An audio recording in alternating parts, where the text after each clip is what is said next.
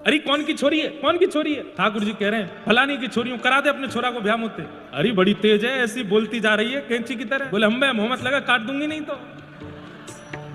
हमारे ब्रज के भैया ऐसे ही बोले। ठाकुर जी पहुंच गए ऊपर, छोटी सी सखी बन करके गए तो कोई ना रोके नहीं है। बीच में है करके सबसे आगे जाकर के जहां पर घेर बना करके सब सहचरियां बैठी हैं, बीच में किशोरी जी दही मत रही है छोटी सी, वहीं जाकर के श्री श्याम सुंदर खड़े भये।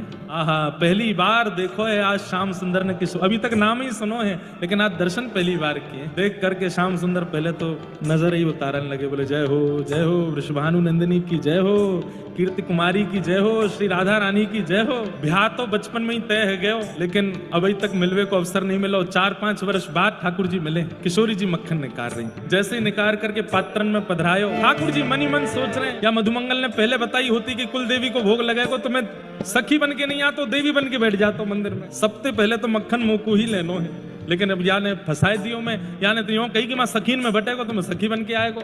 अब कहा करूं, अब इतनी जल्दी कुल देवी कैसे बनूं? इतने में ठाकुर जी ने अपनी मोहिनी चलाई तो एक बड़ी बूढ़ी आकर के बोली, अरे लाली ने मक्खन निकालो है, सब बिल्कुल सज धज के आओ, 16 श्रृंगार करके आओ, अपने अपने घरन को जाओ और 16 श्रृंगार करके मंगल गीत गाते भय लाली के हाथ के निकसो मक्खन तब कुल देवी के पास लेके चलेंगे। मथनी और मक्खन को वहीं सजो धजो छोड़ करके सब अपने अपने घर को जान लगे। ठाकुर जी बाहर निकलवे के बहाने से गए और खिड़की से फिरते भीतर आए करके खड़े रह गए चुपचाप, कोई को पतो नहीं चले। सब जब वहां से चले गए, ठाकुर जी ने मधुर मक्खन उठायो और खिड़की से ले करके वहां से भाज गए। सबन को मक्खन चुरायो ठाकुर जी ने, आज पहली बार किशोरी जी के यहाँ को मक्खन चुरायो।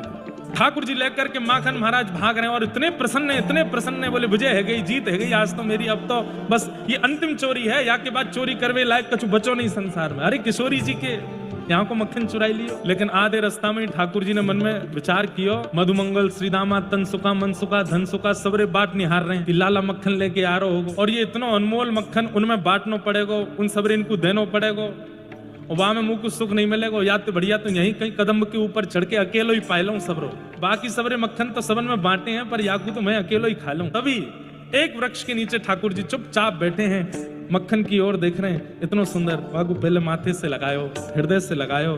ठाकुर जी ने जैसे ही हस्त कमल में लेकर के, जैसे ही ठाकुर जी ने अपने अधर पे मक्खन धारण कियो, आहा, मुख में अधर में मक्खन जाते ही ठाकुर जी तो बेसुध है करके गिर पड़े। हाँ राधा, हाँ राधा, हाँ श्यामा, हाँ श्यामा कह करके ठाकुर जी को रोम रोम श्री जी को कीर्तन करन लगो।